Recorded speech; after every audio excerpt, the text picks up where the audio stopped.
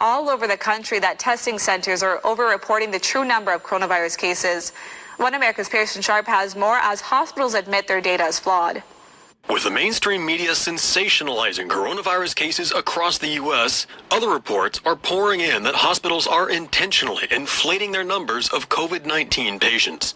An investigation of hospitals in Florida reveals health authorities were misreporting the number of positive patients all over the state. Hospitals were reporting a 100% positivity rate in infections, and numerous labs claimed every single patient that came in was testing positive for coronavirus. On Friday alone, 98 different labs reported 100% positivity rates, and experts say that's very concerning and means the results are likely inaccurate and cannot be trusted. One testing site, CentraCare, reported 83 people were tested, and all 83 were positive for coronavirus, something health officials say is extremely unlikely.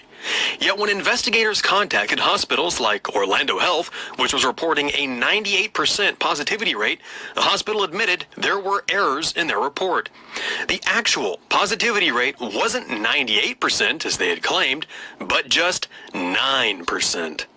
And at the Orlando Veterans Medical Center, 76% of patients were testing positive. But it turns out that was an error as well, and in reality, just 6% were positive. Most absurdly, last week, even a man killed in a motorcycle accident in Florida's Orange County was reported as dying from coronavirus. When questioned about it, health officials wouldn't reveal whether or not the man's death was removed from the overall coronavirus death count in the state. According to the Florida Department of Health, although labs are required to report negative results, many haven't been, and these are now being investigated. But Florida's not alone, and similar cases are popping up in other states as well. In Connecticut, a state lab found that 90 patients who tested positive for coronavirus last week actually didn't have the virus.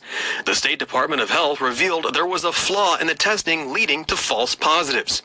This is especially concerning since the testing method is from a widely used process the state adopted in June, meaning there are likely many other cases of virus-free patients testing positive.